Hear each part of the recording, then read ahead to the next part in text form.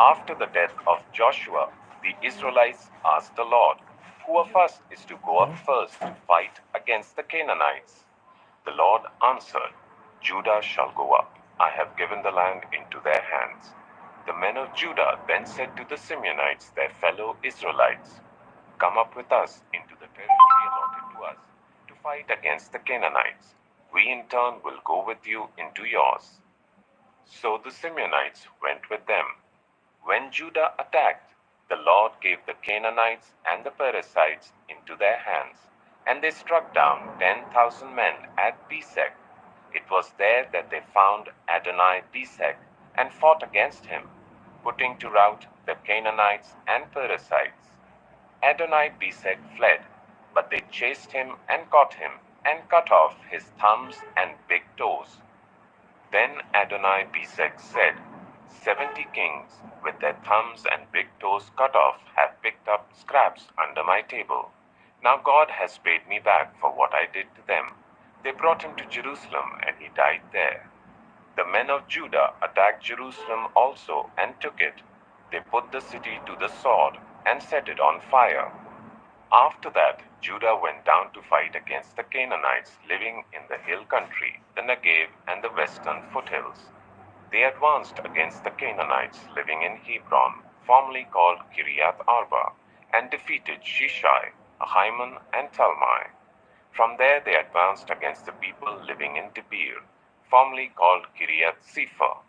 And Caleb said, "I will give my daughter Aksa in marriage to the man who attacks and captures Kiriath Sepher." Othniel, son of Kenaz, Caleb's younger brother, took it. So Caleb gave his daughter Aksa to him in marriage. One day when she came to Othniel, she urged him to ask her father for a field.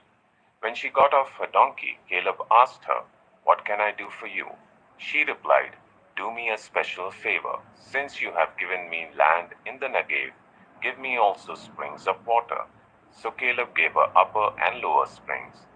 The descendants of Moses' father-in-law, the Kenite, went up from the city of palms with the people of Judah to live among the inhabitants of the desert of Judah in the Negev near Arad. Then the men of Judah went with the Simeonites, their fellow Israelites, and attacked the Canaanites living in Zephath, and they totally destroyed the city. Therefore it was called Hormah. Judah also took Gaza, Ashkelon, and Ekron, each city with its territory. The Lord was with the men of Judah. They took possession of the hill country, but they were unable to drive the people from the plains, because they had chariots fitted with iron. As Moses had promised, Hebron was given to Caleb, who drove from it the 3 sons of Anak. The Benjaminites, however, did not drive out the Jebusites who were living in Jerusalem. To this day, the Jebusites live there with the Benjaminites. Now the tribes of Joseph attacked Bethel, and the Lord was with them. When they sent men to spy out Bethel, formerly called Luz, the spies saw a man coming out of the city, and they said to him, "Show us how to get into the city, and we will see that you are treated well." So he showed them, and they put the city to the sword, but spared the man and his whole family. He then went to the land of the Hittites, where he built a city and called it Luz, which is its name to this day. But Manasseh did not drive out the people of Beth-shan, or Taanach, or Dor, or Ibleam, or Megiddo, and their surrounding settlements, for the Canaanites were determined to live in that land. When Israel became strong, they pressed the Canaanites into forced labor, but never drove them out completely. Nor did Ephraim drive out the Canaanites living in Gezer, but the Canaanites continued to live there among them. Neither did Zebulun drive out the Canaanites living in Kitron or Nahalol. So these Canaanites lived among them, but Zebulun did subject them to forced labor. Nor did Asher drive out those living in Akko, or Sidon, or Alab, or Aksib, or Helba, or Aphek, or Rehob. The Asherites lived among the Canaanite inhabitants of the land, because they did not drive them out. Neither did Naphtali drive out those living in Beth-shemesh or Beth-anath. But the Naphtalites too lived among the Canaanite inhabitants of the land, and those living in Beth-shemesh and Beth-anath became forced laborers for them. The Amorites confined the Danites to the hill country, not allowing them to come down into the plain. And the Amorites were determined also to hold out in Mount Heres, Ajalon, and Shalbiam. But when the power of the tribes of Joseph increased, they too were pressed into forced labor. The boundary of the Amorites was from Scorpion Pass to Selah and beyond. Judges 2. The angel of the Lord went up from Gilgal to Bochim and said, I brought you up out of Egypt and led you into the land that I swore to give to your ancestors. I said, I will never break my covenant with you, and you shall not make a covenant with the people of this land, but you shall break down their altars. Yet you have disobeyed me. Why have you done this? And I have also said, I will not drive them out before you. They will become traps for you, and their gods will become snares to you. When the angel of the Lord had spoken these things to all the Israelites, the people wept aloud, and they called that place Bochim. There they offered sacrifices to the Lord. After Joshua had dismissed the Israelites, they went to take possession of the land, each to their own inheritance. The people served the Lord throughout the lifetime of Joshua and of the elders who outlived him, and who had seen all the great things the Lord had done for Israel. Joshua, son of Nun, the servant of the Lord, died at the age of 110, and they buried him in the land of his inheritance at Timnath-Heres in the hill country of Ephraim, north of Mount Gaash. After that whole generation had been gathered to their ancestors, another generation grew up who knew neither the Lord nor what he had done for Israel. Then the Israelites did evil in the eyes of the Lord and served the Baals. They forsook the Lord, the God of their ancestors, who had brought them out of Egypt.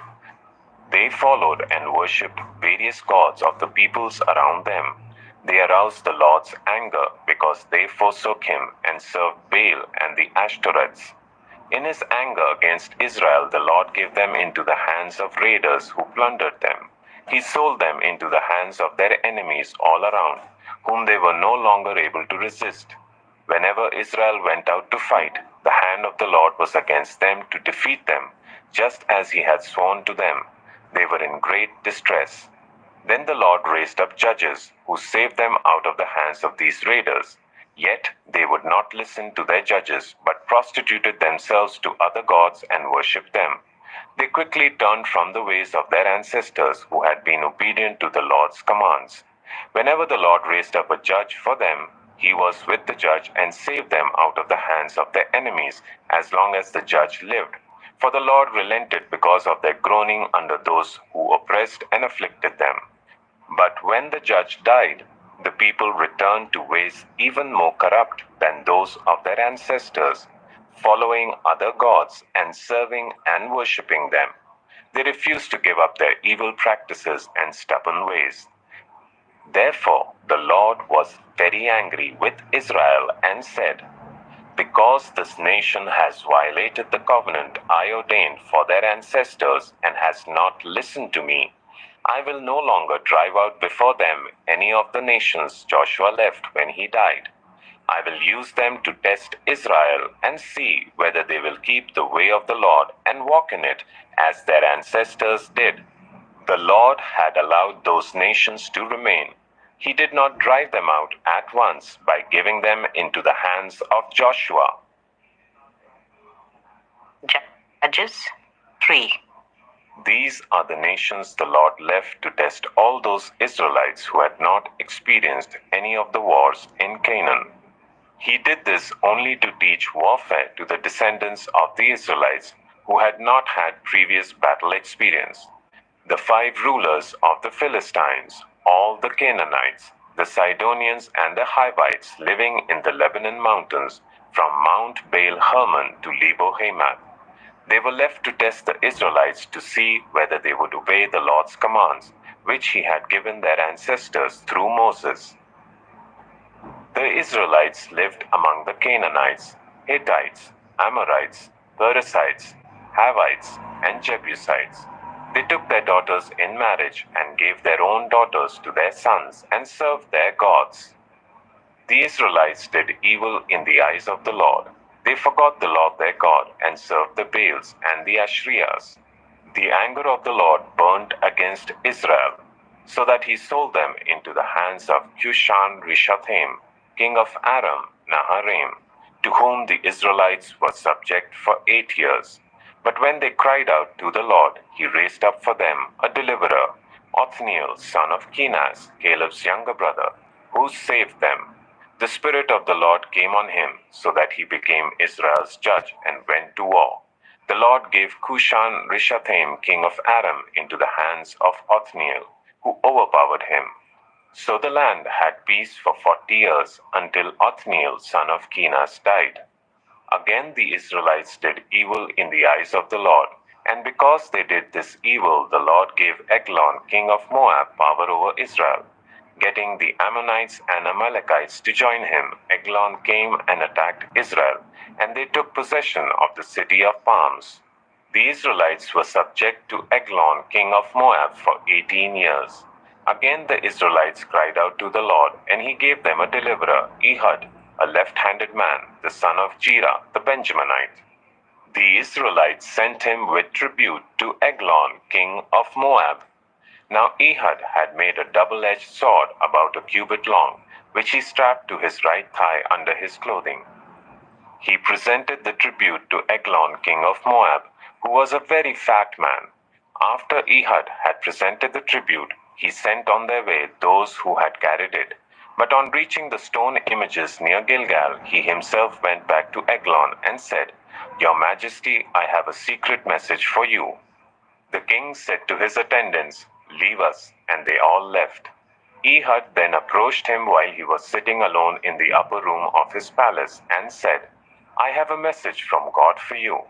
As the king rose from his seat, Ehud reached with his left hand, drew the sword from his right thigh, and plunged it into the king's belly. Even the handle sank in after the blade, and his bowels discharged. Ehud did not pull the sword out, and the fat closed in over it. Then Ehud went out to the porch. He shut the doors of the upper room behind him and locked them. After he had gone, the servants came and found the doors of the upper room locked. They said, "He must be relieving himself in the inner room of the palace." They waited to the point of embarrassment, but when he did not open the doors of the room, they took a key and unlocked them. There they saw their lord fallen to the floor, dead. While they waited, Ehud got away. He passed by the stone images and escaped to Seirah. When he arrived there, he blew a trumpet in the hill country of Ephraim, and the Israelites went down with him from the hills, with him leading them. "Follow me," he ordered, "for the Lord has given Moab, your enemy, into your hands." So they followed him down and took possession of the fords of the Jordan that led to Moab. They allowed no one to cross over. At that time they struck down about 10,000 Moabites, all vigorous and strong. Not one escaped. That day Moab was made subject to Israel, and the land had peace for 80 years. After Ehud came Shamgar, son of Anath, who struck down 600 Philistines with an ox goad. He too saved Israel. Judges 4. Again the Israelites did evil in the eyes of the Lord, now that Ehud was dead. So the Lord sold them into the hands of Jabin, king of Canaan, who reigned in Hazor. Sisera, the commander of his army, was based in Harosheth Hagoyim. Because he had 900 chariots fitted with iron, and had cruelly oppressed the Israelites for 20 years, they cried to the Lord for help. Now Deborah, a prophet, the wife of Lapidoth, was leading Israel at that time. She held court under the palm of Deborah between Ramah and Bethel in the hill country of Ephraim, and the Israelites went up to her to have the disputes decided. She sent for Barak, son of Abinoam, from Kedesh in Naphtali, and said to him, "The Lord, the God of Israel, commands you, go, take with you 10,000 men of Naphtali and Zebulun, and lead them up to Mount Tabor. I will lead Sisera, the commander of Jabin's army, with his chariots and his troops to the river Kishon, and give him into your hands. Barak said to her, "If you go with me, I will go. But if you don't go with me, I won't go." "Certainly I will go with you," said Deborah. "But because of the course you are taking, the honor will not be yours, for the Lord will deliver Sisera into the hands of a woman." So Deborah went with Barak to Kedesh. There Barak summoned Zebulun and Naphtali, and 10,000 men went up under his command. Deborah also went up with him. Now Heber the Kenite had left the other Kenites, the descendants of Hobab, Moses' brother-in-law, and pitched his tent by the great tree En Zainanim near Kedesh. When they told Sisera that Barak son of Abinoam had gone up to Mount Tabor, Sisera summoned from Harosheth Hagoyim to the river Kishon all his men and his 900 chariots fitted with iron. Then Deborah said to Barak, "Go, this is the day the Lord has given Sisera into your hands. Has not the Lord gone ahead of you?" So Barak went down Mount Tabor with 10,000 men following him. At Barak's advance, the Lord routed Sisera and all his chariots and army by the sword, and Sisera got down from his chariot and fled on foot. Barak pursued the chariots and army as far as Harosheth Hagoyim, and all Sisera's troops fell by the sword. Not a man was left. Sisera meanwhile fled on foot to the tent of Jael, the wife of Heber the Kenite, because there was an alliance between Jabin king of Hazor and the family of Heber the Kenite. Jael went out to meet Sisera and said to him, "Come, my lord, come right in. Don't be afraid." So he entered her tent, and she covered him with a blanket. "I am thirsty," he said. "Please give me some water." She opened a skin of milk, gave him a drink, and covered him up. "Stand in the doorway of the tent," he told her. "If someone comes and asks you, 'Is anyone in there?' say no." But Jael, Heber's wife, picked up a tent peg and a hammer and went quietly to him while he lay fast asleep, exhausted. She drove the peg through his temple into the ground, and he died. Just then Barak came by in pursuit of Sisera, and Jael went out to meet him. "Come," she said, "I will show you the man you're looking for." So he went in with her, and there lay Sisera with the tent peg through his temple, dead. On that day God subdued Jabin king of Canaan before the Israelites, and the hand of the Israelites pressed harder and harder against Jabin king of Canaan until they destroyed him. Judges 5. On that day, Deborah and Barak son of Abinoam sang this song. When the princes in Israel take the lead, when the people willingly offer themselves, praise the Lord. Hear this, you kings. Listen, you rulers. I, even I, will sing to the Lord. I will praise the Lord, the God of Israel, in song. When you, Lord, went out from Seir, when you marched from the land of Edom, the earth shook, the heavens poured, the clouds poured down water. The mountains quaked before the Lord, the one of Sinai, before the Lord, the God of Israel. In the days of Shamgar son of Anath, in the days of Jael, the highways were abandoned. Travelers took to winding paths. Villagers in Israel would not fight. They held back until I, Deborah, arose, until I arose, a mother in Israel. God chose new leaders when war came to the city gates, but not a shield or spear was seen among 40,000 in Israel. My heart is with Israel's princess, with the willing volunteers among the people. Praise the Lord. You who ride on white donkeys, sitting on your saddle blankets, and you who walk along the road, consider the voice of the singers at the watering places. They recite the victories of the Lord, the victories of his villagers in Israel. Then the people of the Lord went down to the city gates. Wake up, Deborah. Wake up, break out in song. Arise, Barak. Take captive your captives, son of Abinoam. The remnant of the nobles came down. The people of the Lord came down to me against the mighty. Some came from Ephraim, whose roots were in Amalek. Benjamin was with the people who followed you. From Machir, captains came down from Zebulun, those who bear a commander's staff. The princes of Issachar were with Deborah. Yes, Issachar was with Barak, sent under his command into the valley. In the districts of Reuben, there was much searching of heart. Why did you stay among the sheepfolds to hear the whistling for the flocks?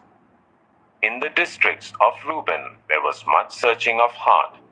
Gilead stayed beyond the Jordan, and Dan, why did he linger by the ships? Asher remained on the coast and stayed in his coves. The people of Zebulun risked their very lives. So did Naphtali on the terraced fields. Kings came, they fought. The kings of Canaan fought. At Taanach, by the waters of Megiddo, they took no plunder of silver. From the heavens the stars fought. From their courses they fought against Sisera. The river Kishon swept them away, the age-old river, the river Kishon. March on, my soul, be strong. Then thundered the horses' hoofs. Galloping, galloping go his mighty steeds. Curse Meroz, said the angel of the Lord. Curse its people bitterly, because they did not come to help the Lord against the mighty. Most blessed of women be Jael, the wife of Heber the Kenite. Most blessed of tent-dwelling women. He asked for water, and she gave him milk. In a bowl fit for nobles, she brought him curdled milk. Her hand reached for the tent peg, her right hand for the workman's hammer. She struck Sisera, she crushed his head. She shattered and pierced his temple. At her feet he sank, he fell. There he lay. At her feet he sank, he fell. Where he sank, there he fell, dead. Through the window peered Sisera's mother. Behind the lattice she cried out, "Why is his chariot so long in coming? Why is the clatter of his chariots delayed?"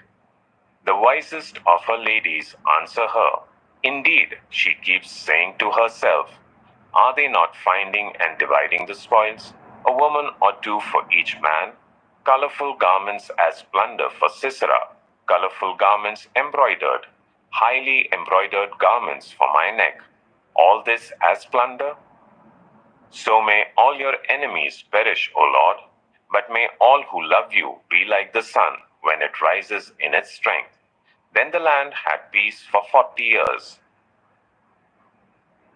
Judges 6. The Israelites did evil in the eyes of the Lord, and for 7 years he gave them into the hands of the Midianites.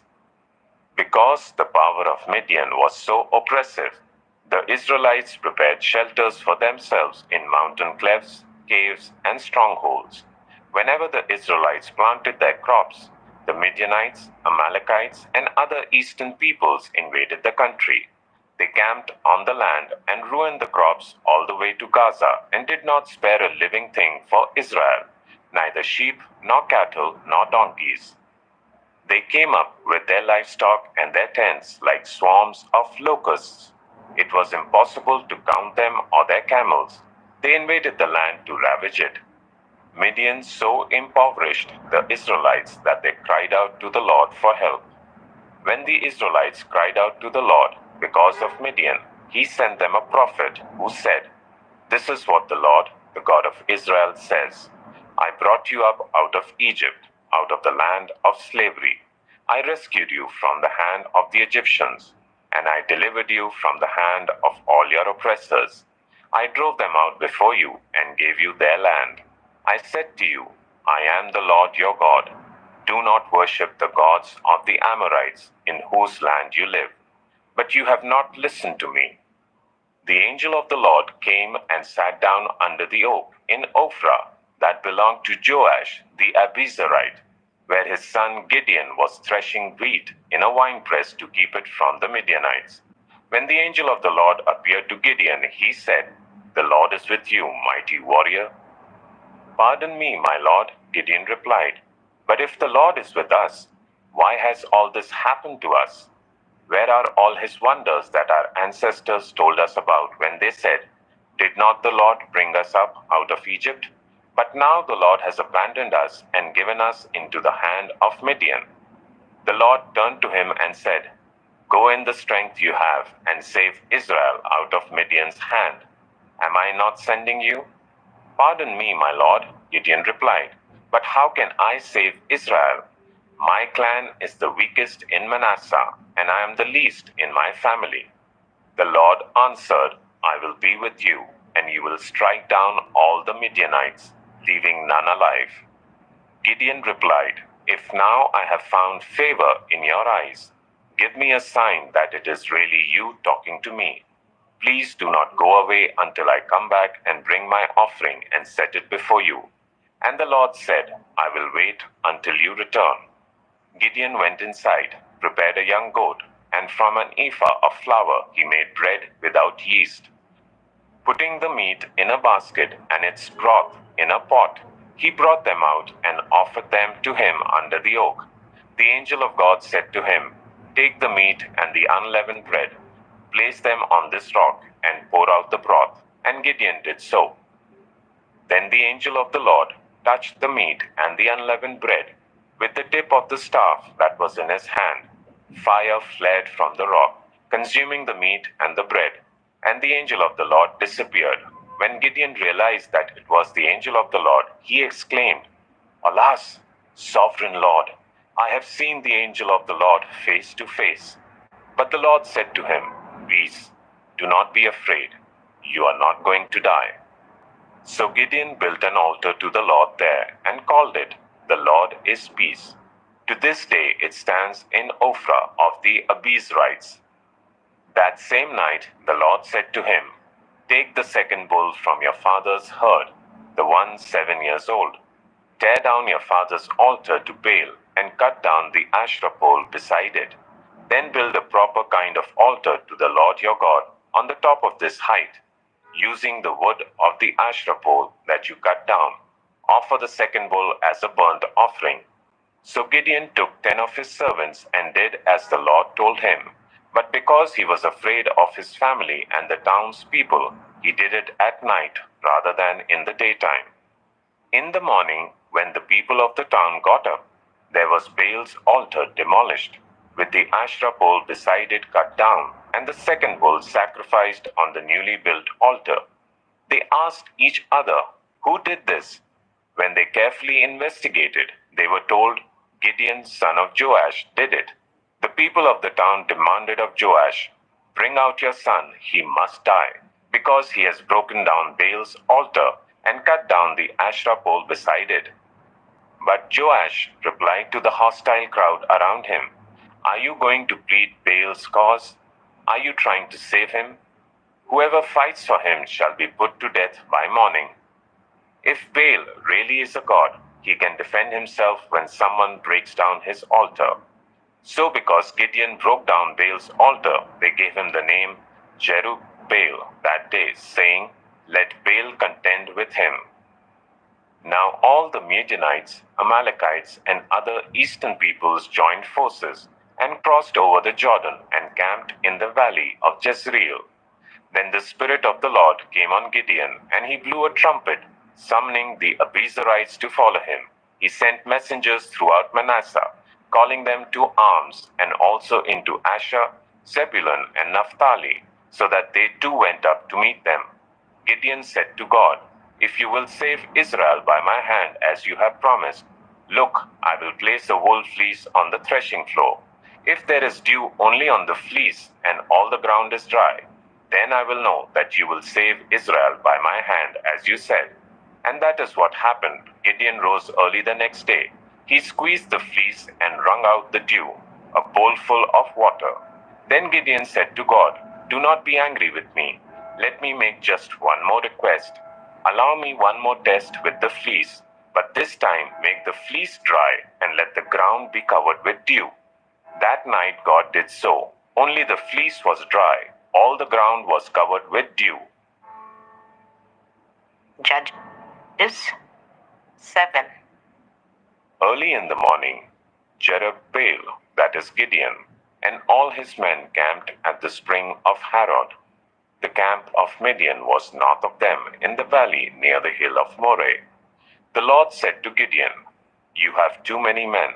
I cannot deliver Midian into their hands, or Israel will boast against me. My own strength has saved me. Now announce to the army, anyone who trembles with fear may turn back and leave Mount Gilead." So 22,000 men left, while 10,000 remained. But the Lord said to Gideon, "There are still too many men. Take them down to the water, and I will thin them out for you there.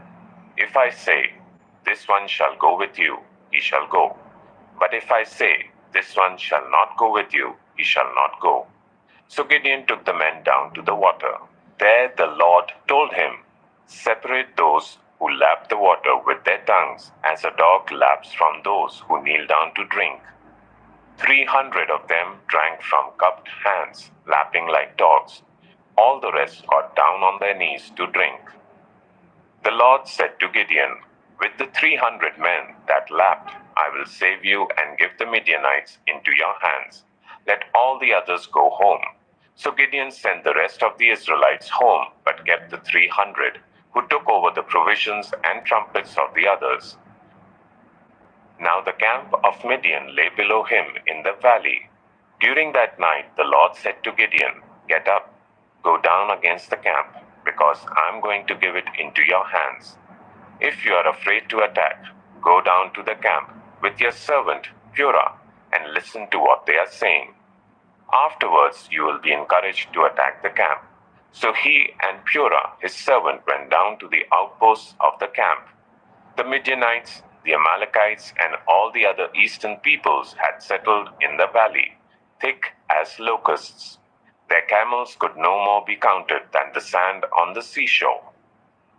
Gideon arrived just as a man was telling a friend his dream. "I had a dream," he was saying. "A round loaf of barley bread came tumbling into the Midianite camp. It struck the tent with such force that the tent overturned and collapsed." His friend responded, "This can be nothing other than the sword of Gideon, son of Joash, the Israelite. God has given the Midianites and the whole camp into his hands." When Gideon heard the dream and its interpretation, he bowed down and worshipped. He returned to the camp of Israel and called out, "Get up, the Lord has given the Midianite camp into your hands." Dividing the 300 men into 3 companies, he placed trumpets and empty jars in the hands of all of them, with torches inside.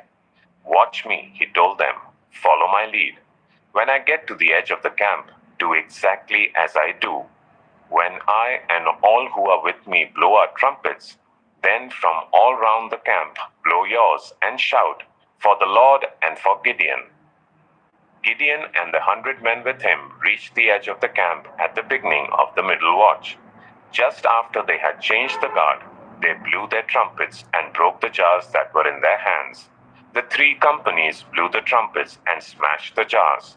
Grasping the torches in their left hands and holding in their right hands the trumpets they were to blow, they shouted, "A sword for the Lord and for Gideon," while each man held his position round the camp. All the Midianites ran, crying out as they fled. When the 300 trumpets sounded, the Lord caused the men throughout the camp to turn on each other with their swords. The army fled to Beth Shittah towards Zererah, as far as the border of Abel Meholah near Tabath. Israelites from Naphtali, Asher, and all Manasseh were called out, and they pursued the Midianites. Gideon sent messengers throughout the hill country of Ephraim, saying, "Come down against the Midianites and seize the waters of the Jordan ahead of them, as far as Beth Barah." So all the men of Ephraim were called out, and they seized the waters of the Jordan as far as Beth Barah. They also captured two of the Midianite leaders, Oreb and Zeeb. They killed Oreb at the rock of Oreb and Zeeb at the winepress of Zeeb. They pursued the Midianites and brought the heads of Oreb and Zeeb to Gideon, who was by the Jordan. Judges 8. Now the Ephraimites asked Gideon, "Why have you treated us like this? Why didn't you call us when you went to fight Midian?" And they challenged him vigorously. But he answered them, "What have I accomplished compared to you? Aren't the gleanings of Ephraim's grapes better than the full grape harvest of Abiezer? God gave Oreb and Zeeb, the Midianite leaders, into your hands. What was I able to do compared to you?" At this, their resentment against him subsided. Gideon and his 300 men, exhausted yet keeping up the pursuit, came to the Jordan and crossed it. He said to the men of Succoth, "Give my troops some bread. They are worn out, and I am still pursuing Zebah and Zalmunna, the kings of Midian." But the officials of Succoth said, "Do you already have the hands of Zebah and Zalmunna in your possession? Why should we give bread to your troops?" Then Gideon replied, "Just for that, when the Lord has given Zebah and Zalmunna into my hand, I will tear your flesh with desert thorns and briars." From there he went up to Peniel and made the same request of them. But they answered as the men of Succoth had. So he said to the men of Peniel, "When I return in triumph, I will tear down this tower." Now Zebah and Zalmunna were in Karkor with a force of about 15,000 men. All that were left of the armies of the eastern peoples, 120,000 swordsmen, had fallen. Gideon went up by the route of the nomads east of Nobah and Jokthea and attacked the unsuspecting army. Zebah and Zalmunna, the two kings of Midian, fled, but he pursued them and captured them, routing their entire army. Gideon, son of Joash, then returned from the battle by the pass of Heres. He caught a young man of Succoth and questioned him, and the young man wrote down for him the names of the 77 officials of Succoth, the elders of the town. Then Gideon came and said to the men of Succoth, "Here are Zebah and Zalmunna, about whom you taunted me by saying, 'Do you already have the hands of Zebah and Zalmunna in your possession? Why should we give bread to your exhausted men?' He took the elders of the town and taught the men of Succoth a lesson by punishing them with desert thorns and briars. He also pulled down the tower of Peniel and killed the men of the town."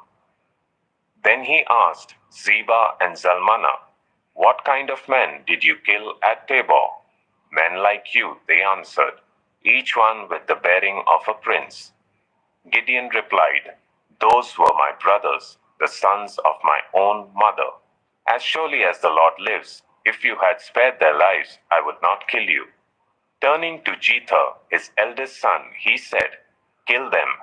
But Jether did not draw his sword, because he was only a boy and was afraid. Zebah and Zalmunna said, "Come, do it yourself. As is the man, so is his strength." So Gideon stepped forward and killed them, and took the ornaments of their camels' necks. The Israelites said to Gideon, "Rule over us, you, your son, and your grandson, because you have saved us from the hand of Midian." But Gideon told them, "I will not rule over you, nor will my son rule over you. The Lord will rule over you." And he said, "I do have one request, that each of you give me an earring from your share of the plunder." It was the custom of the Ishmaelites to wear gold earrings. They answered, "We'll be glad to give them." So they spread out a garment, and each of them threw a ring from his plunder onto it. The weight of the gold rings he asked for came to 1,700 shekels, not counting the ornaments, the pendants, and the purple garments worn by the kings of Midian, or the chains that were on their camels' necks. Gideon made the gold into an ephod, which he placed in Ophrah, his town. All Israel prostituted themselves by worshipping it there, and it became a snare to Gideon and his family. Thus Midian was subdued before the Israelites and did not raise its head again. During Gideon's lifetime, the land had peace for 40 years. Jerubbaal, son of Joash, went back home to live. He had 70 sons of his own, for he had many wives. His concubine, who lived in Shechem, also bore him a son, whom he named Abimelech. Gideon, son of Joash, died at a good old age and was buried in the tomb of his father Joash in Ophrah of the Abiezrites. No sooner had Gideon died than the Israelites again prostituted themselves to the Baals. They set up Baal Peoreth as their god and did not remember the Lord their God, who had rescued them from the hands of all their enemies on every side. They also failed to show any loyalty to the family of Jerubbaal, that is Gideon, in spite of all the good things he had done for them. Judges 9. Abimelech, son of Jerubbaal, went to his mother's brothers in Shechem and said to them, and to all his mother's clan, "Ask all the citizens of Shechem, which is better for you, to have all 70 of Jerubbaal's sons rule over you, or just one man? Remember, I am your flesh and blood." When the brothers repeated all this to the citizens of Shechem, they were inclined to follow Abimelech, for they said, "He is related to us." They gave him 70 shekels of silver from the temple of Baal Berith, and Abimelech used it to hire reckless scoundrels who became his followers. He went to his father's home in Ophrah, and on one stone murdered his 70 brothers, the sons of Jerubbaal. But Jotham, the youngest son of Jerubbaal, escaped by hiding. Then all the citizens of Shechem and Beth Milo gathered beside the great tree at the pillar in Shechem to crown Abimelech king. When Jotham was told about this, he climbed up on the top of Mount Gerizim and shouted to them, "Listen to me, citizens of Shechem, so that God may listen to you." One day the trees went out to anoint a king for themselves. They said to the olive tree, "Be our king." But the olive tree answered, "Should I give up my oil, by which both gods and humans are honored, to hold sway over the trees?" Next, the trees said to the fig tree, "Come and be our king." But the fig tree replied, "Should I give up my fruit, so good and sweet, to hold sway over the trees?" Then the trees said to the vine, "Come and be our king." But the vine answered, "Should I give up my wine, which cheers both gods and humans, to hold sway over the trees?" Finally, all the trees said to the thorn bush, "Come and be our king." The thorn bush said to the trees, "If you really want to anoint me king over you, come and take refuge in my shade. But if not, then let fire come out of the thorn bush and consume the cedars of Lebanon."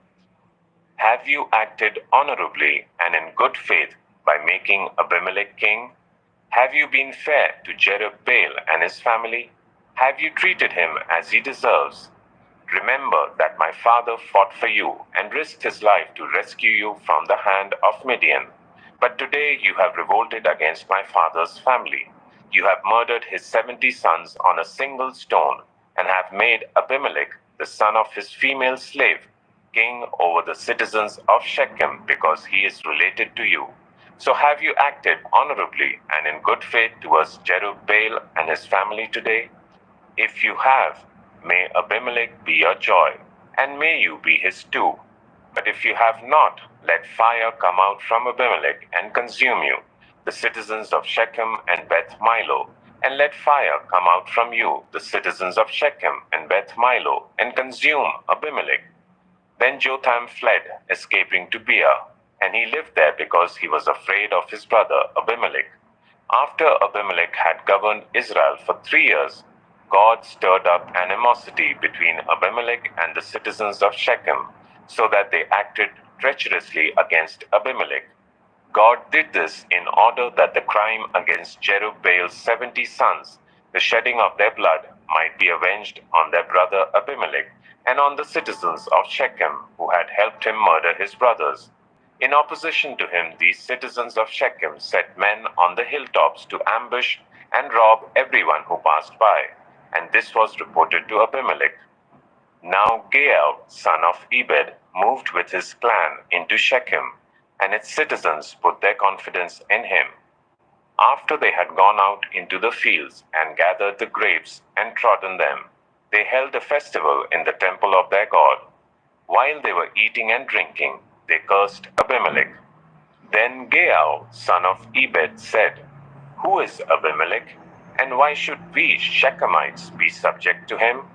Isn't he Jerubbaal's son, and isn't Zebul his deputy? Serve the family of Hamor, Shechem's father. Why should we serve Abimelech? If only this people were under my command, then I would get rid of him. I would say to Abimelech, 'Call out your whole army.'" When Zebul, the governor of the city, heard what Gaal, son of Ebed, said, he was very angry. Under cover, he sent messengers to Abimelech, saying, "Gaal, son of Ebed, and his clan have come to Shechem and are stirring up the city against you. Now then, during the night, you and your men should come and lie in wait in the fields. In the morning at sunrise, advance against the city. When Gaal and his men come out against you, seize the opportunity to attack them." So Abimelech and all his troops set out by night and took up concealed positions near Shechem in 4 companies. Now Gaal, son of Ebed, had gone out and was standing at the entrance of the city gate, just as Abimelech and his troops came out from their hiding place. When Gaal saw them, he said to Zebul, "Look, people are coming down from the tops of the mountains." Zebul replied, "You mistake the shadows of the mountains for men." But Gaal spoke up again, "Look, people are coming down from the central hill, and a company is coming from the direction of the diviner's tree." Then Zebul said to him, "Where is your big talk now? You who said, 'Who is Abimelech that we should be subject to him?' Aren't these the men you ridiculed? Go out and fight them."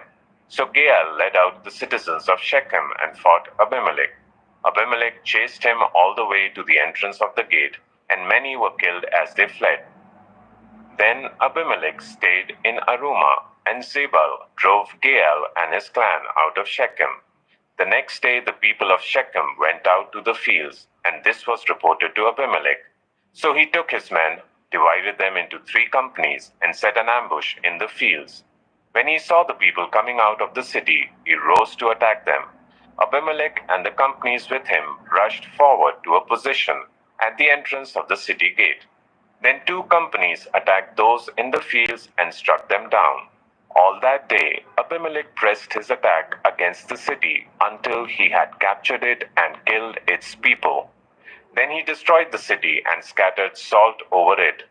On hearing this, the citizens in the tower of Shechem went into the stronghold of the temple of El-Berith. When Abimelech heard that they had assembled there, he and all his men went up Mount Zalmon. He took an axe and cut off some branches, which he lifted to his shoulders. He ordered the men with him, "Quick, do what you have seen me do." So all the men cut branches and followed Abimelech. They piled them against the stronghold and set it on fire, with the people still inside. So all the people in the tower of Shechem, about 1,000 men and women, also died. Next, Abimelech went to Thebez and besieged it and captured it. Inside the city, however, was a strong tower, to which all the men and women, all the people of the city had fled. They had locked themselves in and climbed up on the tower roof. Abimelech went to the tower and attacked it. But as he approached the entrance to the tower to set it on fire, a woman dropped an upper millstone on his head and cracked his skull. Hurriedly, he called to his armor-bearer, "Draw your sword and kill me, so that they can't say, 'A woman killed him.'" So his servant ran him through, and he died. When the Israelites saw that Abimelech was dead, they went home. Thus God repaid the wickedness that Abimelech had done to his father by murdering his 70 brothers. God also made the people of Shechem pay for all their wickedness. The curse of Jotham, son of Jerubbaal, came on them. Judges 10. After the time of Abimelech, a man of Issachar named Tola, son of Pua, the son of Dodo, rose to save Israel. He lived in Shamir, in the hill country of Ephraim. He led Israel for 23 years. Then he died and was buried in Shamir. He was followed by Jair of Gilead, who led Israel for 22 years. He had 30 sons who rode 30 donkeys. They controlled 30 towns in Gilead, which to this day are called Havoth Jair. When Jair died, he was buried in Kamon. Again the Israelites did evil in the eyes of the Lord. They served the Baals and the Ashtoreths, and the gods of Aram, the gods of Sidon, the gods of Moab, the gods of the Ammonites, and the gods of the Philistines. And because the Israelites forsook the Lord and no longer served him, he became angry with them. He sold them into the hands of the Philistines and the Ammonites, who that year shattered and crushed them. For 18 years they oppressed all the Israelites on the east side of the Jordan, in Gilead, the land of the Amorites. The Ammonites also crossed the Jordan to fight against Judah, Benjamin, and Ephraim. Israel was in great distress. Then the Israelites cried out to the Lord, "We have sinned against you, forsaking our God and serving the Baals." The Lord replied, "When the Egyptians, the Amorites, the Ammonites, the Philistines, the Sidonians, the Amalekites, and the Maonites oppressed you, and you cried to me for help, did I not save you from their hands? But you have forsaken me and served other gods, so I will no longer save you. Go and cry out to the gods you have chosen. Let them save you when you are in trouble." But the Israelites said to the Lord, "We have sinned. Do with us whatever you think best, but please rescue us now." Then they got rid of the foreign gods among them and served the Lord. And he could bear Israel's misery no longer. When the Ammonites were called to arms and camped in Gilead, the Israelites assembled and camped at Mizpah. The leaders of the people of Gilead said to each other, "Whoever will take the lead in attacking the Ammonites will be head over all who live in Gilead." Judges 11. Jephthah the Gileadite was a mighty warrior. His father was Gilead. His mother was a prostitute.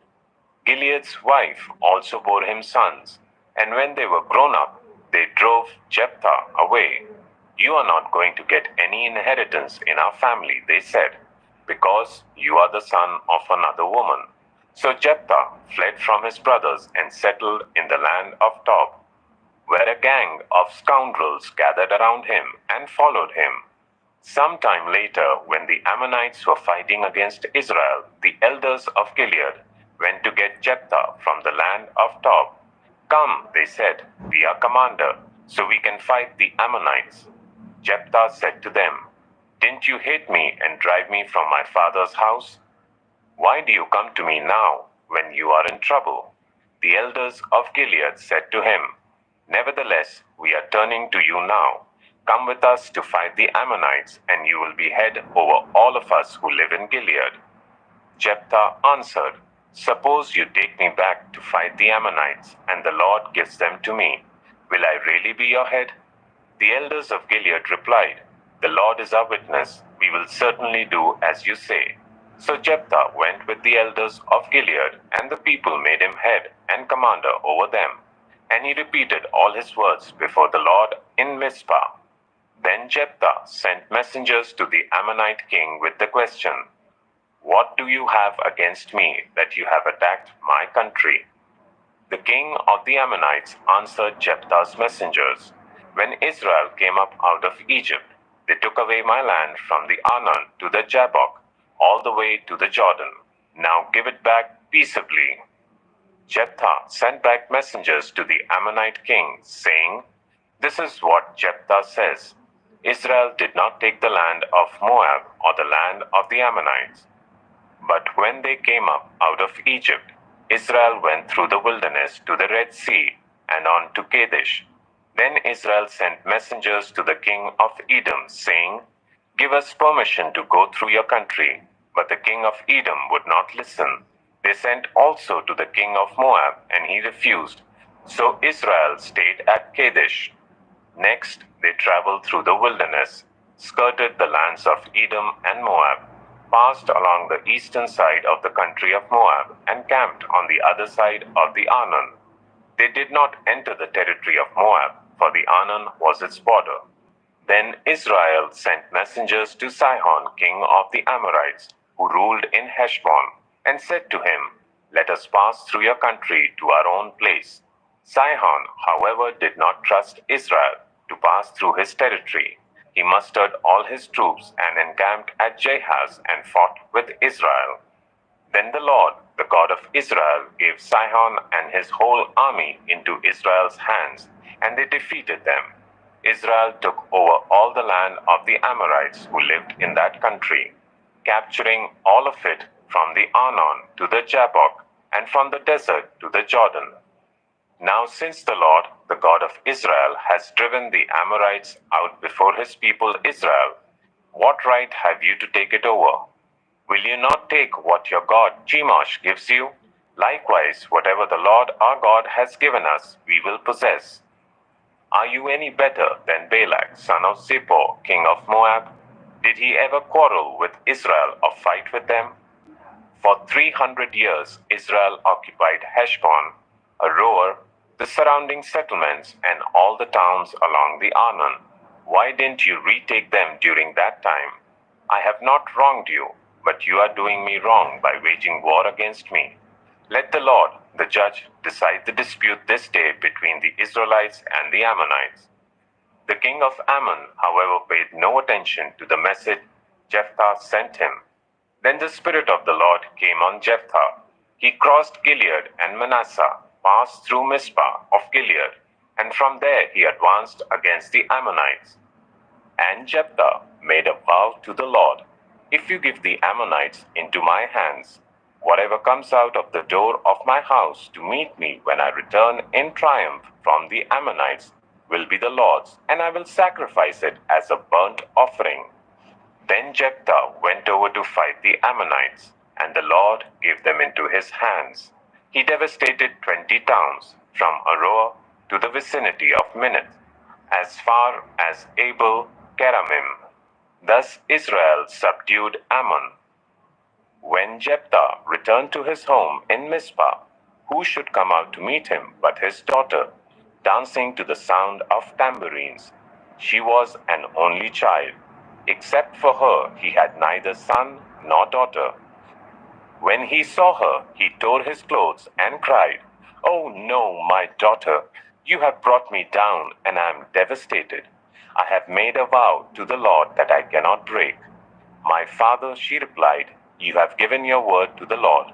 Do to me just as you promised, now that the Lord has avenged you of your enemies, the Ammonites. But grant me this one request," she said. "Give me 2 months to roam the hills and weep with my friends because I will never marry." "You may go," he said, and he let her go for 2 months. She and her friends went into the hills and wept because she would never marry. After the 2 months, she returned to her father, and he did to her as he had vowed, and she was a virgin. From this comes the Israelite tradition that each year the young women of Israel go out for 4 days to commemorate the daughter of Jephthah, the Gileadite. Judges 12. The Ephraimite forces were called out, and they crossed over to Zaphon. They said to Jephthah, "Why did you go to fight the Ammonites without calling us to go with you? We are going to burn down your house over your head." Jephthah answered, "I and my people were engaged in a great struggle with the Ammonites, and although I called, you didn't save me out of their hands. When I saw that you wouldn't help, I took my life in my hands and crossed over to fight the Ammonites, and the Lord gave me the victory over them. Now, why have you come up today to fight me?" Jephthah then called together the men of Gilead and fought against Ephraim. The Gileadites struck them down because the Ephraimites had said, You Gileadites are renegades from Ephraim and Manasseh. The Gileadites captured the fords of the Jordan leading to Ephraim, and whenever a survivor of Ephraim said, "Let me cross over," the men of Gilead asked him, "Are you an Ephraimite?" If he replied no, they said, "All right, say Shibboleth." If he said Sibboleth, because he could not pronounce the word correctly, they seized him and killed him at the fords of the Jordan. 42,000 Ephraimites were killed at that time. Jephthah led Israel for 6 years. Then Jephthah the Gileadite died and was buried in a town in Gilead. After him, Ibzan of Bethlehem led Israel. He had 30 sons and 30 daughters. He gave his daughters away in marriage to those outside his clan, and for his sons he brought in 30 young women as wives from outside his clan. Ibzan led Israel for 7 years. Then Ibzan died and was buried in Bethlehem. After him, Elon, the Zebulunite, led Israel for 10 years. Then Elon died and was buried in Ajalon in the land of Zebulun. After him, Abdon, son of Hillel, from Pirathon, led Israel. He had 40 sons and 30 grandsons, who rode on 70 donkeys. He led Israel for 8 years. Then Abdon, son of Hillel, died and was buried at Pirathon in Ephraim, in the hill country of the Amalekites. Judges 13. Again the Israelites did evil in the eyes of the Lord.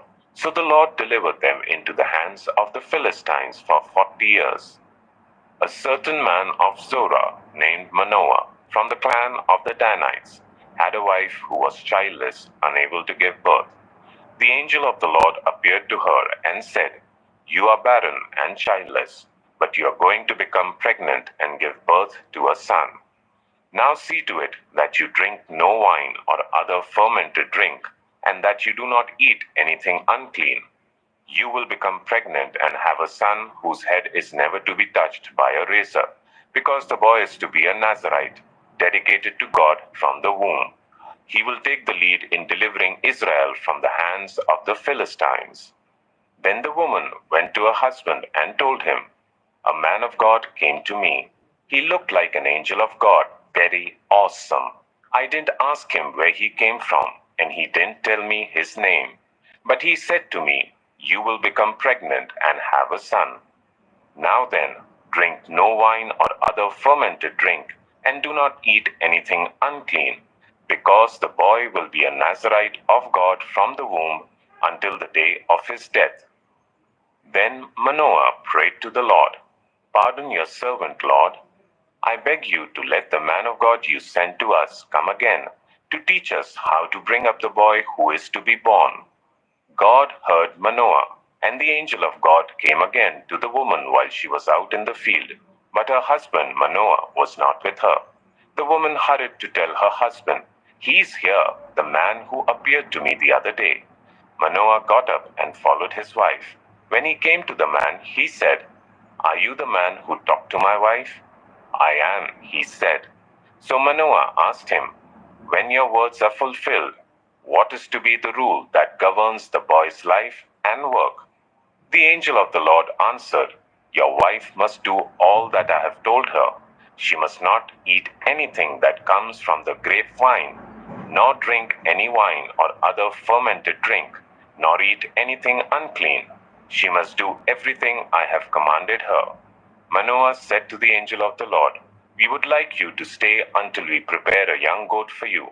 The angel of the Lord replied, "Even though you detain me, I will not eat any of your food. But if you prepare a burnt offering, offer it to the Lord." Manoah did not realize that it was the angel of the Lord.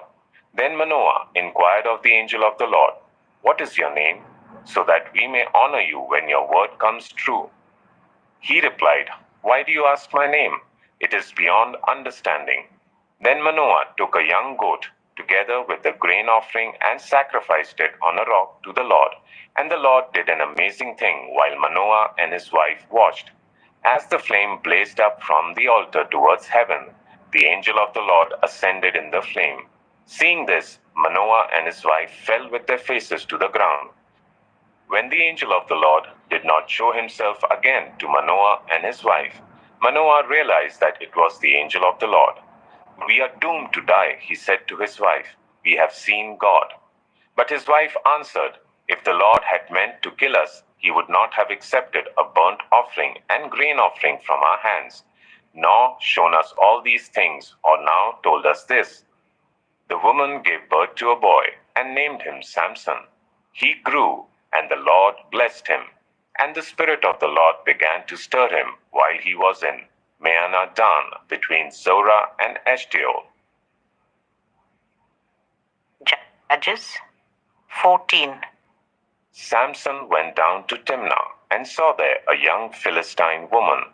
When he returned, he said to his father and mother, "I have seen a Philistine woman in Timnah. Now get her for me as my wife." His father and mother replied, "Isn't there an acceptable woman among your relatives or among all our people? Must you go to the uncircumcised Philistines to get a wife?" But Samson said to his father, "Get her for me. She's the right one for me."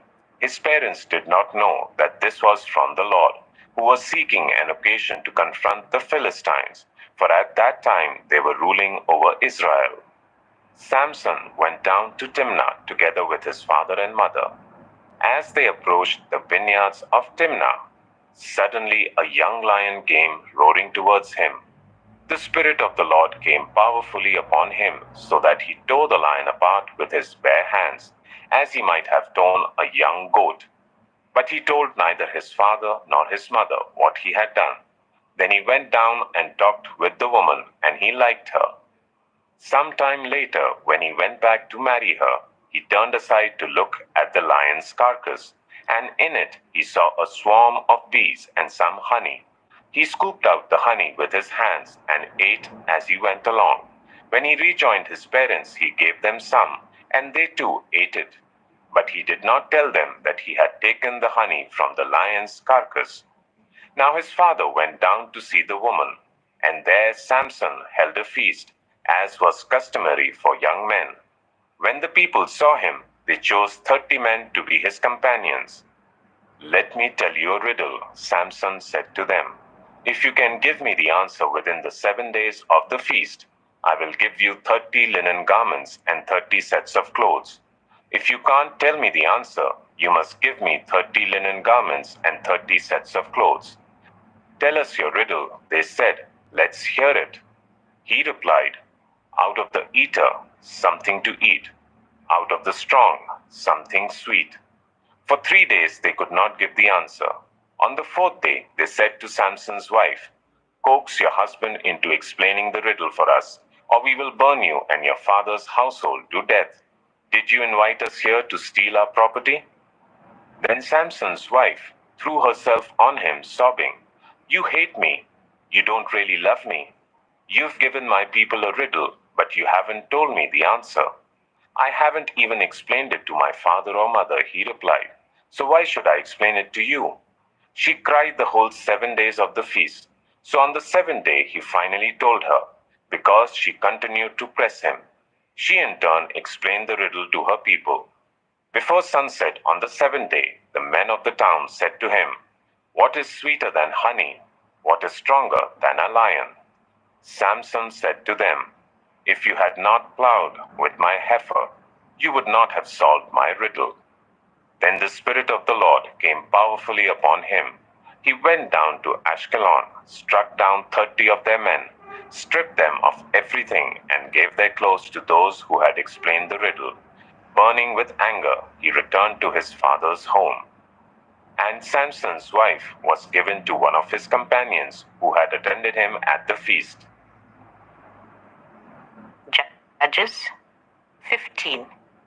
Later on, at the time of wheat harvest, Samson took a young goat and went to visit his wife. He said, "I'm going to my wife's room," but her father would not let him go in. "I was so sure you hated her," he said, "that I gave her to your companion. Isn't her younger sister more attractive? Take her instead." Samson said to them, This time I have a right to get even with the Philistines. I will really harm them. So he went out and caught 300 foxes and tied them tail to tail in pairs. He then fastened a torch to every pair of tails, lit the torches, and let the foxes loose in the standing corn of the Philistines. He burnt up the shocks and standing corn, together with the vineyards and olive groves. When the Philistines asked who did this, they were told, Samson, the Timnite's son-in-law, because his wife was given to his companion. So the Philistines went up and burnt her and her father to death. Samson said to them, Since you have acted like this, I swear that I won't stop until I get my revenge on you. He attacked them viciously and slaughtered many of them. Then he went down and stayed in a cave in the rock of Etam. The Philistines went up and camped in Judah, spreading out near Lehi. The people of Judah asked, Why have you come to fight us? We have come to take Samson prisoner, they answered, to do to him as he did to us. Then 3,000 men from Judah went down to the cave in the rock of Etam and said to Samson, Don't you realize that the Philistines are rulers over us? What have you done to us? He answered, I merely did to them what they did to me. They said to him, We have come to tie you up and hand you over to the Philistines. Samson said, Swear to me that you won't kill me yourselves. Agreed, they answered. We will only tie you up and hand you over to them. We will not kill you. So they bound him with 2 new ropes and led him up from the rock. As he approached Lehi, the Philistines came towards him shouting. The Spirit of the Lord came powerfully upon him. The ropes on his arms became like charred flax, and the bindings dropped from his hands. Finding a fresh jawbone of a donkey, he grabbed it and struck down 1,000 men. Then Samson said, With a donkey's jawbone I have made donkeys of them. With a donkey's jawbone I have killed 1,000 men. When he finished speaking, he threw away the jawbone, and the place was called Ramath Lehi. Because he was very thirsty, he cried out to the Lord, You have given your servant this great victory. Must I now die of thirst and fall into the hands of the uncircumcised? Then God opened up the hollow place in Lehi, and water came out of it. When Samson drank, his strength returned, and he revived. So the spring was called En Hakkore, and it is still there in Lehi. Samson led Israel for 20 years in the days of the Philistines. Judges 16. One day Samson went to Gaza, where he saw a prostitute. He went in to spend the night with her. The people of Gaza were told, Samson is here. So they surrounded the place and lay in wait for him all night at the city gate. They made no move during the night, saying, At dawn we'll kill him. But Samson lay there only until the middle of the night. Then he got up and took hold of the doors of the city gate, together with the 2 posts, and tore them loose, bar and all. He lifted them to his shoulders and carried them to the top of the hill that faces Hebron. Some time later, he fell in love with a woman in the valley of Sorek, whose name was Delilah. The rulers of the Philistines went to her and said, See if you can lure him into showing you the secret of his great strength and how we can overpower him, so that we may tie him up and subdue him. Each one of us will give you 1,100 shekels of silver. So Delilah said to Samson, Tell me the secret of your great strength and how you can be tied up and subdued. Samson answered her, If anyone ties me with 7 fresh bowstrings that have not been dried, I'll become as weak as any other man. Then the rulers of the Philistines brought her 7 fresh bowstrings that had not been dried, and she tied him with them. With men hidden in the room, she called to him, Samson, the Philistines are upon you. But he snapped the bowstrings as easily as a piece of string snaps when it comes close to a flame. So the secret of his strength was not discovered. Then Delilah said to Samson, "You have made a fool of me. You lied to me. Come now, tell me how you can be tied." He said, "If anyone ties me securely with new ropes that have never been used, I'll become as weak as any other man." So Delilah took new ropes and tied him with them. Then, with men hidden in the room, she called to him, "Samson, the Philistines are upon you." But he snapped the ropes off his arms as if they were threads. Delilah then said to Samson, "All this time you have been making a fool of me and lying to me. Tell me how you can be tied." He replied, "If you weave the 7 braids of my head into the fabric on the loom and tighten it with the pin, I'll become as weak as any other man." So while he was sleeping, Delilah took the 7 braids of his head, wove them into the fabric, and tightened it with the pin. Again she called to him, "Samson, the Philistines are upon you." He awoke from his sleep and pulled up the pin and the loom with the fabric. Then she said to him, "How can you say I love you when you won't confide in me? This is the 3rd time you have made a fool of me and haven't told me the secret of your great strength." With such nagging, she prodded him day after day until he was sick to death of it. So he told her everything. "No razor has ever been used on my head," he said, "because I have been a Nazarite dedicated to God from my mother's womb. If my head were shaved, my strength would leave me, and I would become as weak as any other man." When Delilah saw that he had told her everything, she sent word to the rulers of the Philistines, "Come back once more. He has told me everything." So the rulers of the Philistines returned with the silver in their hands. After putting him to sleep on her lap, she called for someone to shave off the 7 braids of his hair, and so began to subdue him, and his strength left him. Then she called, "Samson, the Philistines are upon you." He awoke from his sleep and thought, "I'll go out as before and shake myself free." But he did not know that the Lord had left him. Then the Philistines seized him, gouged out his eyes, and took him down to Gaza. Binding him with bronze shackles, they set him to grinding corn in the prison. But the hair of his head began to grow again after it had been shaved. Now the rulers of the Philistines assembled to offer a great sacrifice to Dagon their god, and to celebrate, saying, "Our God has delivered Samson, our enemy, into our hands." When the people saw him, they praised their God, saying, "Our God has delivered our enemy into our hands, the one who laid waste our land and multiplied our slain." While they were in high spirits, they shouted, "Bring out Samson to entertain us." So they called Samson out of the prison, and he performed for them.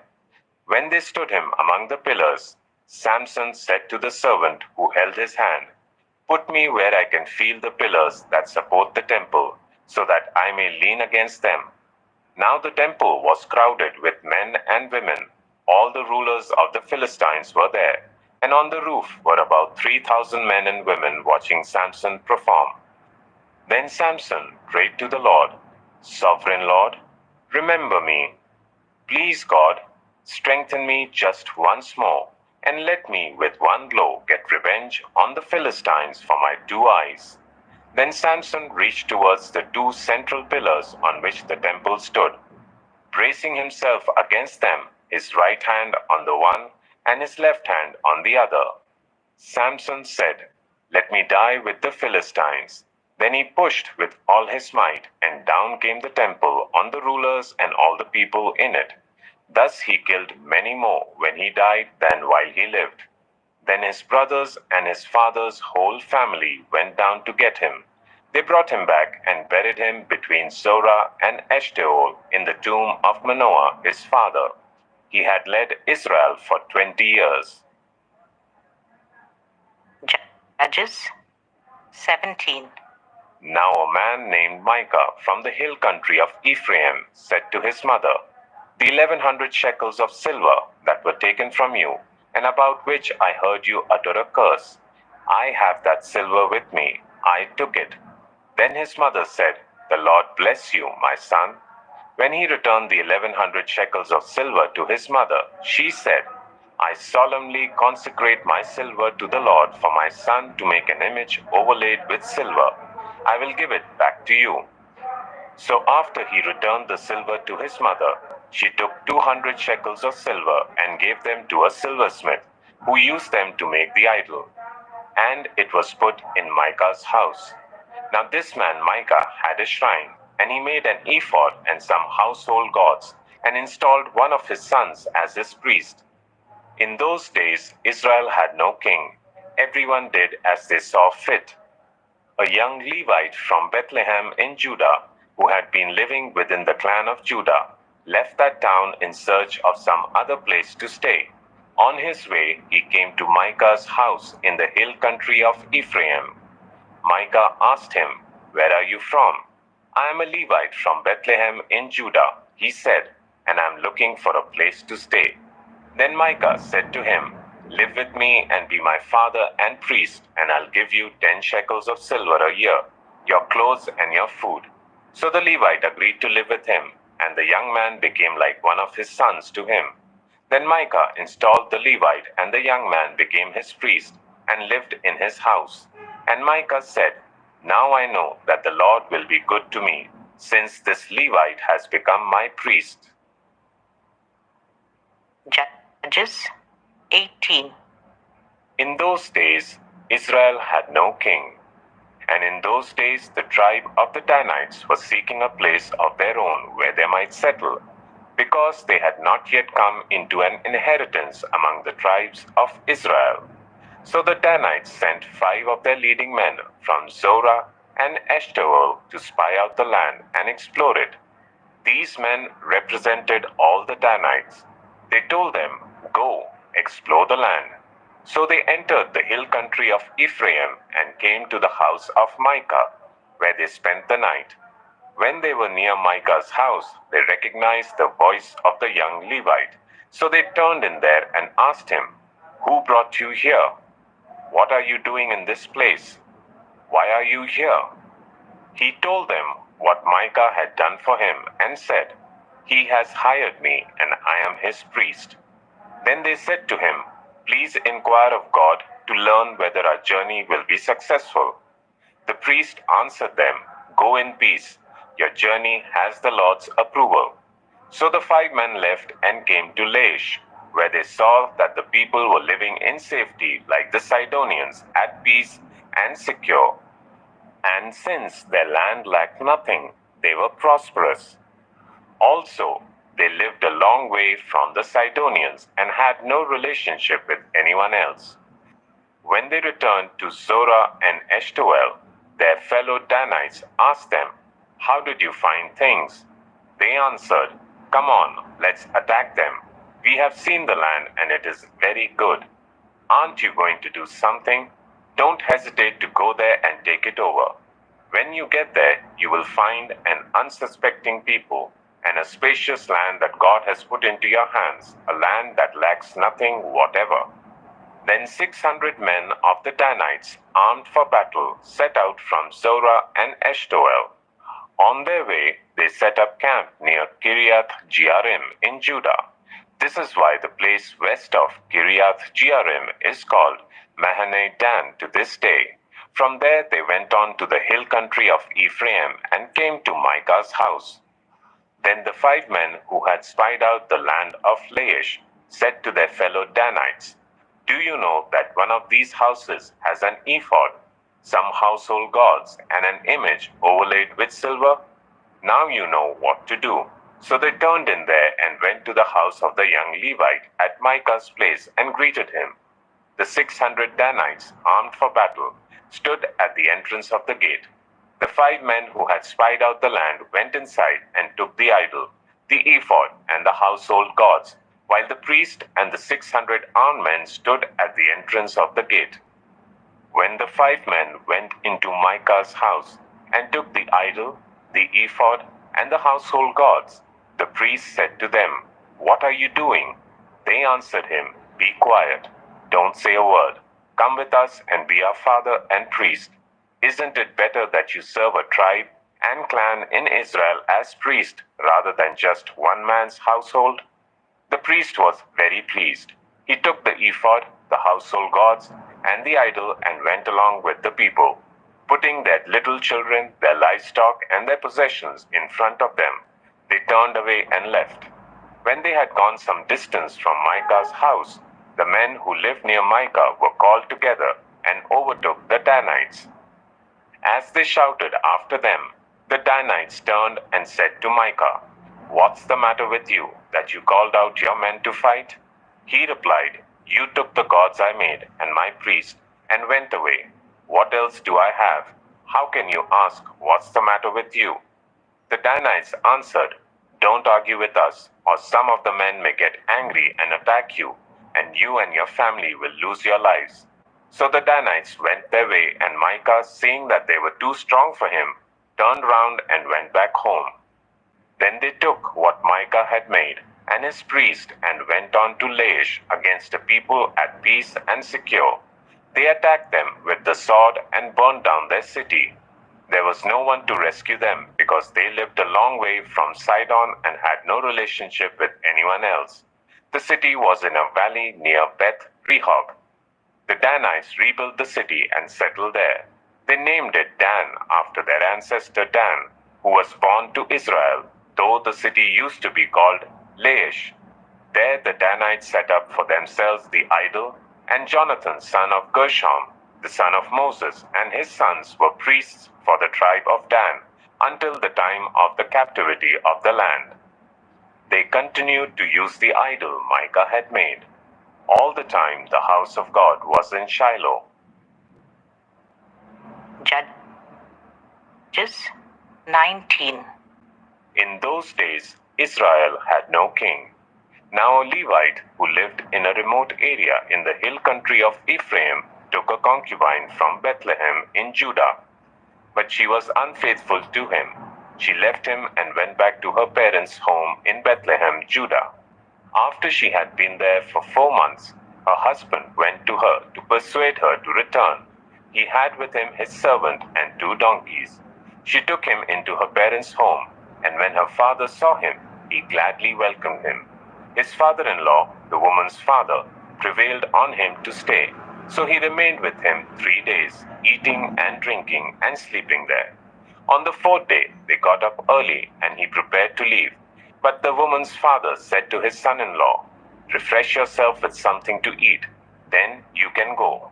So the 2 of them sat down to eat and drink together. Afterwards, the woman's father said, "Please stay tonight and enjoy yourself." And when the man got up to go, his father-in-law persuaded him, so he stayed there that night. On the morning of the 5th day, when he rose to go, the woman's father said, "Refresh yourself. Wait till afternoon." So the 2 of them ate together. Then when the man with his concubine and his servant got up to leave, his father-in-law, the woman's father, said, "Now look, it's almost evening. Spend the night here. The day is nearly over. Stay and enjoy yourself. Early tomorrow morning you can get up and be on your way home." But unwillingly to stay another night, the man left and went towards Jebus, that is, Jerusalem, with his 2 saddle donkeys and his concubine. When they were near Jebus and the day was almost gone, the servant said to his master, "Come, let's stop at this city of the Jebusites and spend the night." His master replied, "No, we won't go into any city whose people are not Israelites. We will go on to Gibeah." He added, "Come, let's try to reach Gibeah or Ramah and spend the night in one of those places." So they went on, and the sun set as they neared Gibeah in Benjamin. There they stopped to spend the night. They went and sat in the city square, but no one took them in for the night.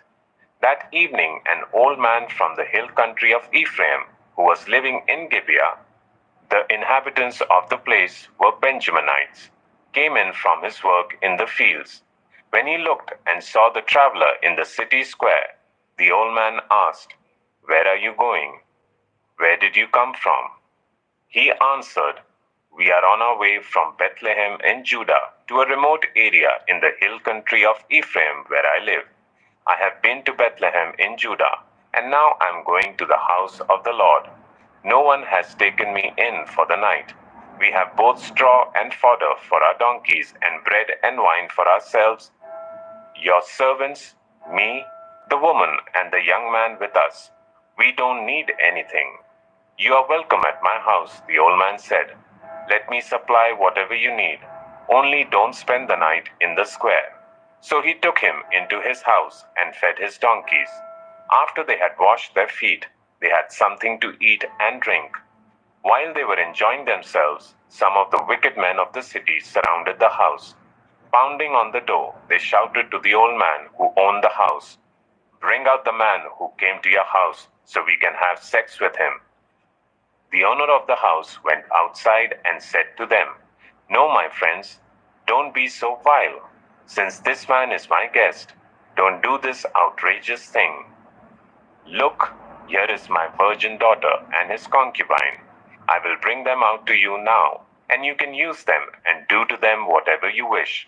But as for this man, don't do such an outrageous thing." But the men would not listen to him. So the man took his concubine and sent her outside to them, and they raped her and abused her throughout the night. And at dawn, they let her go. At daybreak, the woman went back to the house where her master was staying, fell down at the door, and lay there until daylight. When her master got up in the morning and opened the door of the house and stepped out to continue on his way, there lay his concubine fallen in the doorway of the house, with her hands on the threshold. He said to her, "Get up, let's go." But there was no answer. Then the man put her on his donkey and set out for home. When he reached home, he took a knife and cut up his concubine, limb by limb, into 12 parts and sent them into all the areas of Israel. Everyone who saw it was saying to one another, "Such a thing has never been seen or done, not since the day the Israelites came up out of Egypt. Just imagine, we must do something, so speak up." Judges 20. Then all Israel from Dan to Beersheba and from the land of Gilead came together as one and assembled before the Lord in Mizpah. The leaders of all the people of the tribes of Israel took their places in the assembly of God's people, 400,000 men armed with swords. The Benjaminites heard that the Israelites had gone up to Mizpah. Then the Israelites said, "Tell us how this awful thing happened." So the Levite, the husband of the murdered woman, said, "I and my concubine came to Gibeah in Benjamin to spend the night. During the night, the men of Gibeah came after me and surrounded the house, intending to kill me. They raped my concubine and she died. I took my concubine, cut her into pieces, and sent one piece to each region of Israel's inheritance because they committed this lewd and outrageous act in Israel. Now all you Israelites, speak up and tell me what you have decided to do." All the men rose up together as one, saying, "None of us will go home. No, not one of us will return to his house. But now this is what we'll do to Gibeah. We'll go up against it in the order decided by casting lots. We'll take 10 men out of every 100 from all the tribes of Israel, and 100 from 1,000, and 1,000 from 10,000, to get provisions for the army. Then, when the army arrives at Gibeah in Benjamin, it can give them what they deserve for this outrageous act done in Israel." So all the Israelites got together and united as one against the city. The tribes of Israel sent messengers throughout the tribe of Benjamin, saying, "What about this awful crime that was committed among you? Now turn those wicked men of Gibeah over to us so that we may put them to death and purge the evil from Israel." But the Benjaminites would not listen to their fellow Israelites. From their towns they came together at Gibeah to fight against the Israelites. At once the Benjaminites mobilized 26,000 swordsmen from their towns, in addition to 700 able young men from those living in Gibeah. Among all these soldiers there were 700 select troops who were left-handed, each of whom could sling a stone at a hair and not miss. Israel, apart from Benjamin, mustered 400,000 swordsmen, all of them fit for battle. The Israelites went up to Bethel and inquired of God. They said, "Who of us is to go up first to fight against the Benjaminites?" The Lord replied, "Judah shall go first." The next morning the Israelites got up and pitched camp near Gibeah. The Israelites went out to fight the Benjaminites and took up battle positions against them at Gibeah. The Benjaminites came out of Gibeah and cut down 22,000 Israelites on the battlefield that day. But the Israelites encouraged one another and again took up their positions where they had stationed themselves the first day. The Israelites went up and wept before the Lord until evening, and they inquired of the Lord. They said, "Shall we go up again to fight against the Benjaminites, our fellow Israelites?" The Lord answered, "Go up against them." Then the Israelites drew near to Benjamin the second day. This time, when the Benjaminites came out from Gibeah to oppose them, they cut down another 18,000 Israelites, all of them armed with swords. Then all the Israelites, the whole army, went up to Bethel, and there they sat weeping before the Lord. They fasted that day until evening and presented burnt offerings and fellowship offerings to the Lord. And the Israelites inquired of the Lord. In those days, the ark of the covenant of God was there, with Phinehas, son of Eleazar, the son of Aaron, ministering before it. They asked, "Shall we go up again to fight against the Benjaminites, our fellow Israelites, or not?" The Lord responded, "Go, for tomorrow I will give them into your hands." Then Israel set an ambush around Gibeah. They went up against the Benjaminites on the third day and took up positions against Gibeah as they had done before. The Benjaminites came out to meet them and were drawn away from the city. They began to inflict casualties on the Israelites as before, so that about 30 men fell in the open field and on the roads, the one leading to Bethel and the other to Gibeah. While the Benjaminites were saying, "We are defeating them as before," the Israelites were saying, "Let's retreat and draw them away from the city to the roads." All the men of Israel moved from their places and took up positions at Baal Tamar, and the Israelite ambush charged out of its place on the west of Gibeah. Then 10,000 of Israel's able young men made a frontal attack on Gibeah. The fighting was so heavy that the Benjaminites did not realize how near disaster was. The Lord defeated Benjamin before Israel, and on that day the Israelites struck down 25,100 Benjaminites, all armed with swords. Then the Benjaminites saw that they were beaten. Now the men of Israel had given way before Benjamin, because they relied on the ambush they had set near Gibeah. Those who had been in ambush made a sudden dash into Gibeah, spread out, and put the whole city to the sword. The Israelites had arranged with the ambush that they should send up a great cloud of smoke from the city, and then the Israelites would counterattack. The Benjaminites had begun to inflict casualties on the Israelites, about 30, and they said, "We are defeating them as in the first battle." But when the column of smoke began to rise from the city, the Benjaminites turned and saw the whole city going up in smoke. Then the Israelites counterattacked, and the Benjaminites were terrified, because they realized that disaster had come on them. So they fled before the Israelites in the direction of the wilderness, but they could not escape the battle. And the Israelites who came out of the towns cut them down there. They surrounded the Benjaminites, chased them, and easily overran them in the vicinity of Gibeah on the east. 18,000 Benjaminites fell, all of them valiant fighters. As they turned and fled towards the wilderness to the rock of Rimmon, the Israelites cut down 5,000 men along the roads. They kept pressing after the Benjaminites as far as Gidom and struck down 2,000 more. On that day, 25,000 Benjaminite swordsmen fell, all of them valiant fighters. But 600 of them turned and fled into the wilderness to the rock of Rimmon, where they stayed for 4 months. The men of Israel went back to Benjamin and put all the towns to the sword, including the animals and everything else they found. All the towns they came across they set on fire. Judges 21.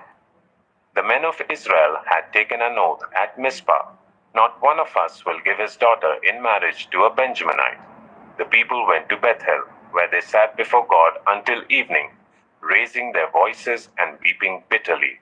Lord, God of Israel, they cried, why has this happened to Israel? Why should one tribe be missing from Israel today? Early the next day, the people built an altar and presented burnt offerings and fellowship offerings. Then the Israelites asked, who from all the tribes of Israel has failed to assemble before the Lord? For they had taken a solemn oath that anyone who failed to assemble before the Lord at Mizpah was to be put to death. Now the Israelites grieved for the tribe of Benjamin, their fellow Israelites. Today one tribe is cut off from Israel, they said.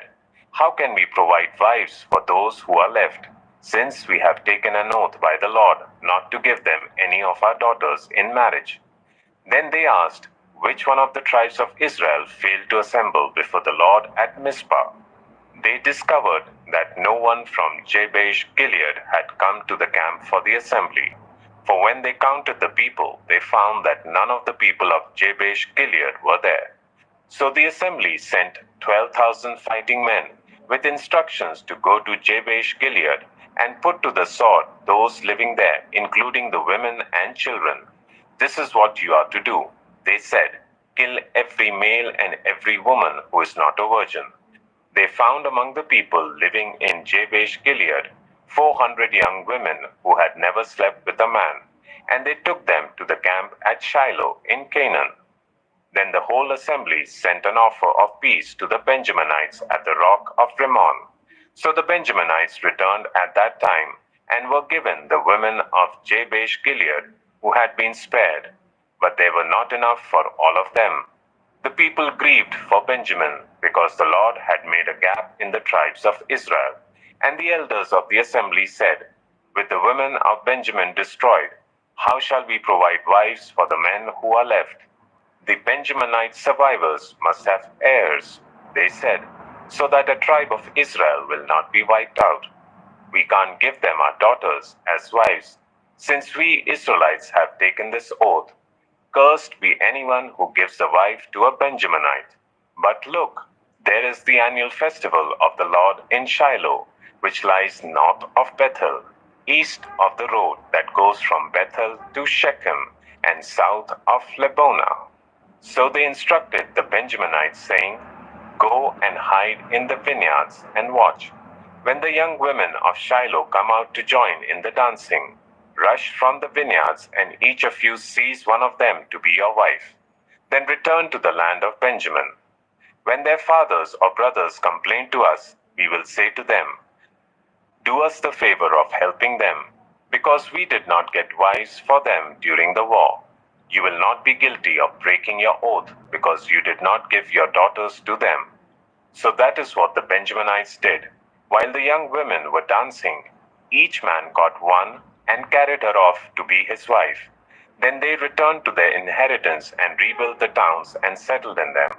At that time, the Israelites left that place and went home to their tribes and clans, each to his own inheritance. In those days, Israel had no king. Everyone did as they saw fit. The Book of Ruth, Chapter 1. In the days when the judges ruled, there was a famine in the land. So a man from Bethlehem in Judah, together with his wife and 2 sons, went to live for a while in the country of Moab. The man's name was Elimelech, his wife's name was Naomi, and the names of his 2 sons were Mahlon and Chilion. They were Ephrathites from Bethlehem, Judah, and they went to Moab and lived there. Now Elimelech, Naomi's husband, died, and she was left with her 2 sons. They married Moabite women, one named Orpah and the other Ruth. After they had lived there about 10 years, both Mahlon and Chilion also died, and Naomi was left without her 2 sons and her husband. When Naomi heard in Moab that the Lord had come to the aid of his people by providing food for them, she and her daughters-in-law prepared to return home from there. With the 2 daughters-in-law, she left the place where she had been living and set out on the road that would take them back to the land of Judah. Then Naomi said to her 2 daughters-in-law, go back, each of you, to your mother's home. May the Lord show you kindness as you have shown kindness to your dead husbands and to me. May the Lord grant that each of you will find rest in the home of another husband." Then she kissed them goodbye, and they wept aloud and said to her, "We will go back with you to your people." But Naomi said, "Return home, my daughters. Why would you come with me? Am I going to have any more sons who could become your husbands? Return home, my daughters. I am too old to have another husband. Even if I thought there was still hope for me, even if I had a husband tonight and then gave birth to sons, would you wait until they grew up? Would you remain unmarried for them? No, my daughters. It is more bitter for me than for you, because the Lord's hand has turned against me." At this they wept aloud again. Then Orpah kissed her mother-in-law goodbye, but Ruth clung to her. "Look," said Naomi, "your sister-in-law is going back to her people and her gods. Go back with her." But Ruth replied, "Don't urge me to leave you or to turn back from you. Where you go, I will go, and where you stay, I will stay. Your people will be my people, and your God my God. Where you die, I will die, and there I will be buried. May the Lord deal with me, be it ever so severely, if even death separates you and me." When Naomi realized that Ruth was determined to go with her, she stopped urging her. So the two women went on until they came to Bethlehem.